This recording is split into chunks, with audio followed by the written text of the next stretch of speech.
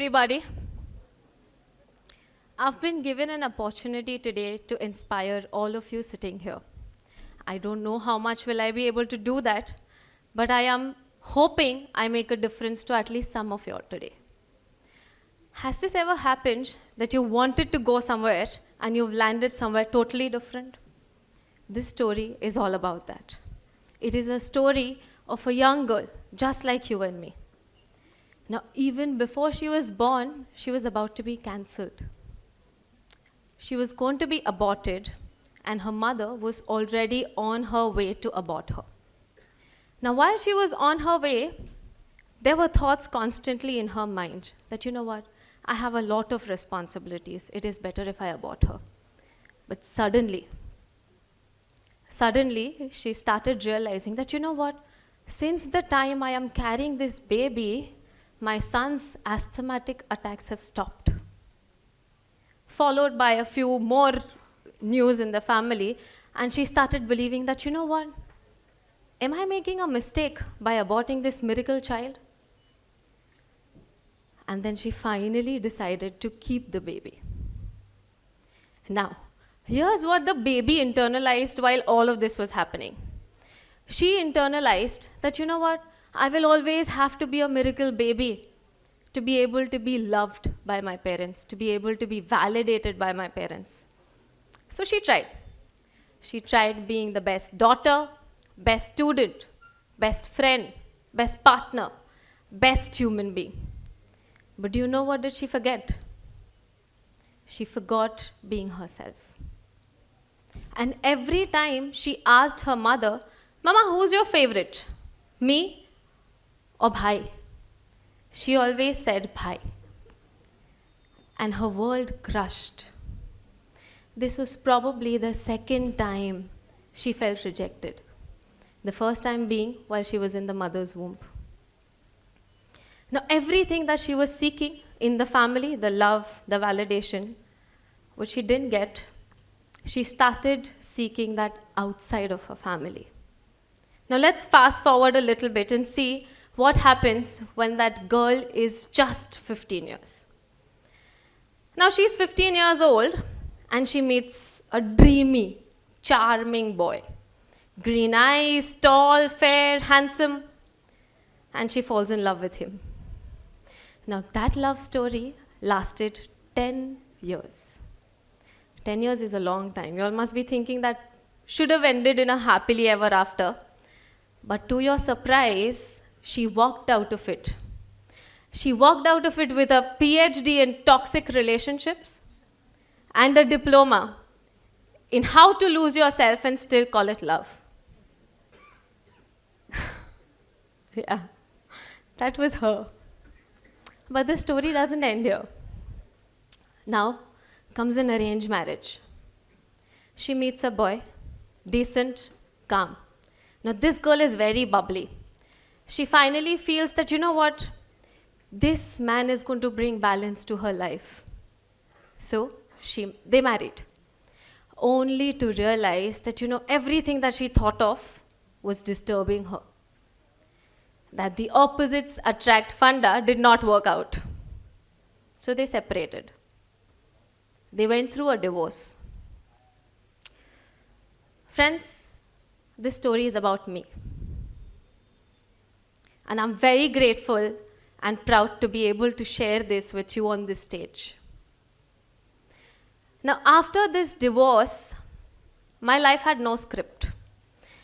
Nobody to blame, no person to cling on to, no identity of my own, no role to play. No friends around, motivation, zero. Sleep, gone. My favorite cheesecake tasted absolutely tasteless to me.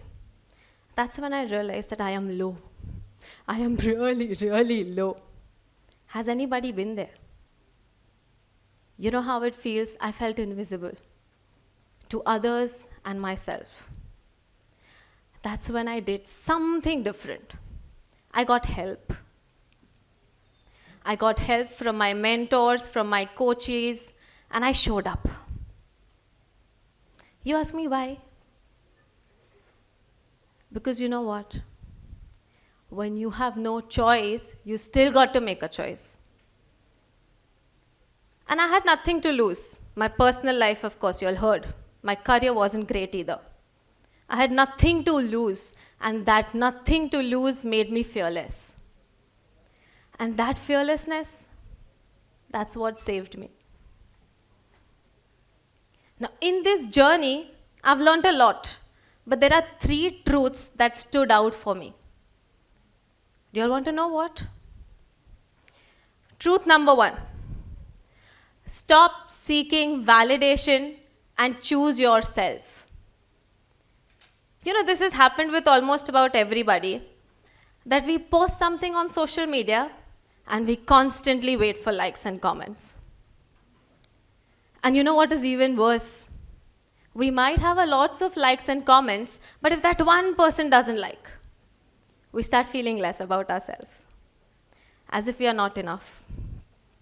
But it is in this situation that I want you all to ask yourself, you are not enough, is that your own voice? Or are you trying to see yourself through somebody else's eyes? And if that is happening, if you're trying to see yourself through somebody else's eyes, that's not fair. Because you know what?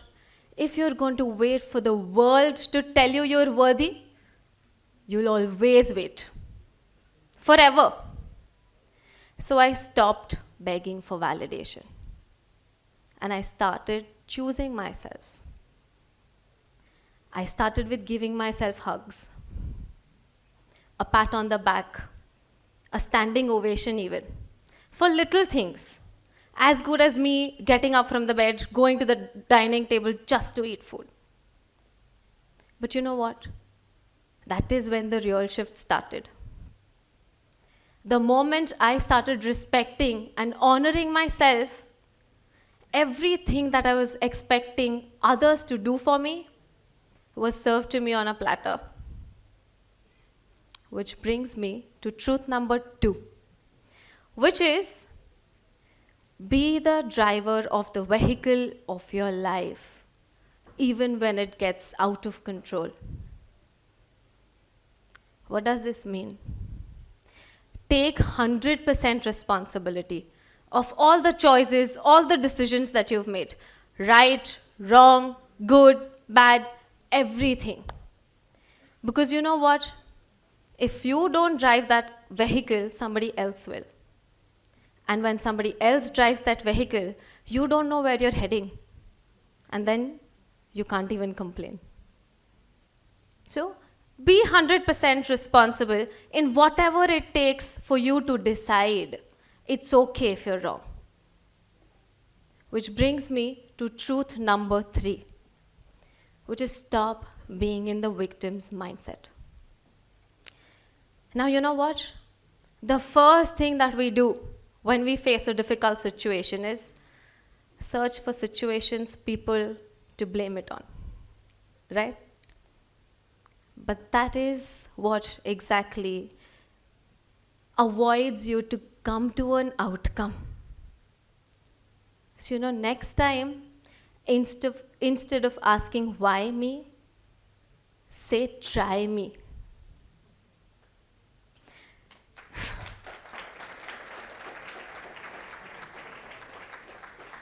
And ask powerful questions, like what am I learning in this situation? What can I do differently to get out of this situation, to change the outcome? You all must be thinking, I'm speaking about all of this right now on this platform, but it must be very, very easy. No. It did not look like a grand re-entry of a hero after a climax. It wasn't aesthetic. Imagine me in a t-shirt and a pajama for days and weeks, on the bed 24/7, either trying to sleep or get out of the bed to do the mundane things of life. Can I tell you something disgusting? There were days I didn't even shower. There were tissue papers all around. But I started from there, and slowly I realized I was smiling. And from tissue papers, there were journals filled with honesty. I'd started saying no to people. I said yes only to people, please. And that is when I realized that, you know what, in this mess, I've come out to be raw and myself. That's also when I realized that, you know what, growth doesn't happen being in the comfort zone or even blaming others. Growth will only happen once you step out of your comfort zone and start owning your story with acceptance, with clarity, with awareness. The most beautiful part about the whole talk today, and take this away, that these 3 truths that I just shared right now, you can be in any problem, personal, professional, parental, sibling, college, but whatever. And irrespective of your age and background, and you do not even need a negative situation in your life. You could be at the top of the world. But if you want to pivot, if you want to change, if you want to level up, these truths should still help you. Guys, it is not in the breakdown that you can only come out with a breakthrough. It is in moments like this. And today, if I had to leave you all with just one thought, rather a question.